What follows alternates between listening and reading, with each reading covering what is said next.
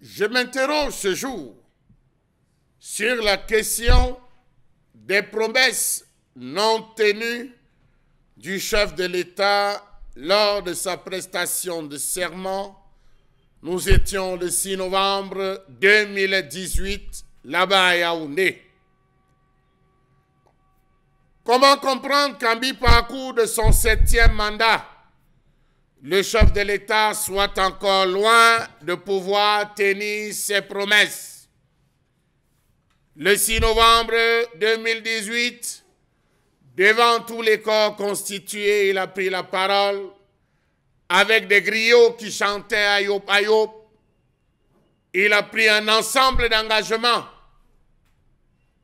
face au peuple, des engagements qu'il était censé tenir. Le 6 novembre 2018, le chef de l'État a pris un certain nombre d'engagements lors de son investiture au Palais des Verts de l'Assemblée nationale sur les plans économiques, politiques et sociaux.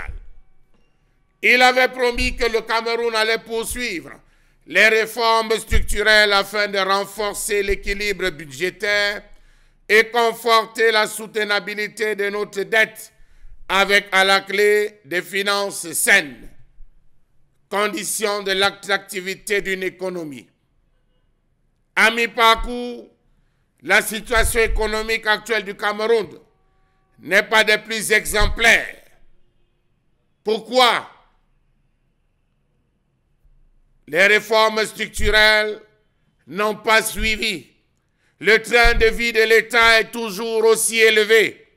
Comment comprendre que le gouvernement soit aussi pléthorique avec plus d'une soixantaine de membres assimilés qui continuent de s'engraisser à leur poste, chacun biberonné en cela par la fameuse formule consacrée de l'article 2 des décrets de nomination? La gestion à mi-parcours du 7e mandat du chef de l'État, la gestion des fonds publics demeure opaque au regard, par exemple, des récents scandales financiers liés d'une part à la construction des infrastructures devant abriter la Coupe d'Afrique des Nations l'an prochain, le plus curieux étant le complexe sportif de Lembe entamé en 2009, une infrastructure qui coûterait donc finalement à l'État du Cameroun la bagatelle somme de 187 milliards. À côté de ça, on a eu le Covid-Gate de 180 milliards. Que dit du plan directeur d'industrialisation, tâche prioritaire du septennat, qui a enterré une kyrielle de projets mornés et dont le chef de l'État à mi-parcours n'a jamais fait cas? L'usine d'avocats de Bouddha, l'usine de manioc de San-Mélima, l'usine des tracteurs de Bolova, l'usine d'abattage des poulets de Bafang, l'usine d'ananas de Ndjombe, financée, l'usine de riz de Galim, l'usine de pommes de Babadjou, l'usine de mangue de Gaoundéré ou encore l'usine de poulet de Bomano.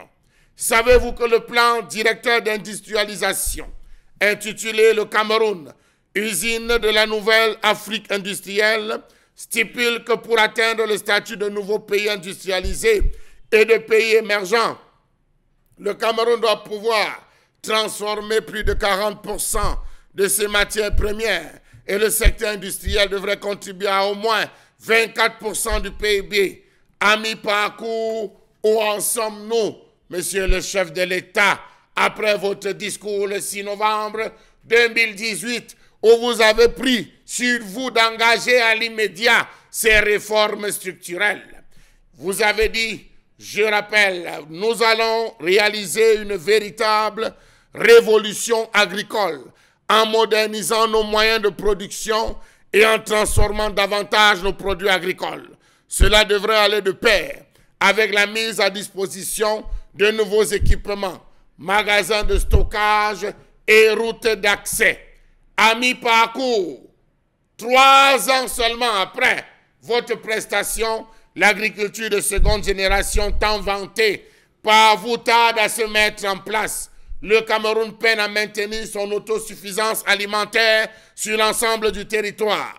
Le statut de grenier de l'Afrique centrale semble de plus en plus difficile à tenir, puisque le pays importe désormais certains produits tels que l'huile de palme depuis le Gabon, c'est dire que nous touchons le fond. Savez-vous que même la Banque agricole, créée il y a quelques années avec un crédit de départ de 10 milliards de francs CFA, tarde à sortir des terres et à jouer pleinement son rôle. Le 6 novembre 2018, vous avez promis 2 points.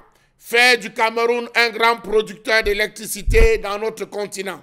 À ce jour, le territoire national demeure encore inégalement alimenté malgré la dotation de 7 milliards pour l'exercice 2021 dans le Fonds de développement du secteur de l'électricité.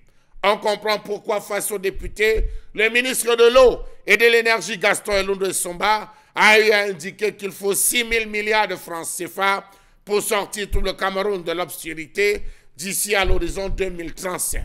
Sur le plan institutionnel et politique, il avait été dit qu'on va accélérer le processus de décentralisation. À ce jour, 3 ans après, le processus de décentralisation s'avère encore poussif.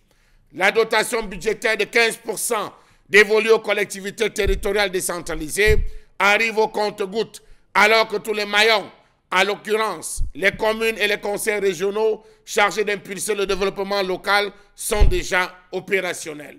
À ce jour, Monsieur le Président, 3 ans après votre prestation de serment, 3 ans après les engagements, sur le terrain, il n'y a rien. Pas d'énergie, pas d'accès, pas d'agriculture de seconde génération, aucun plan d'industrialisation. Finalement, on a l'impression que ce ne fut que la poudre de perlimpinpin.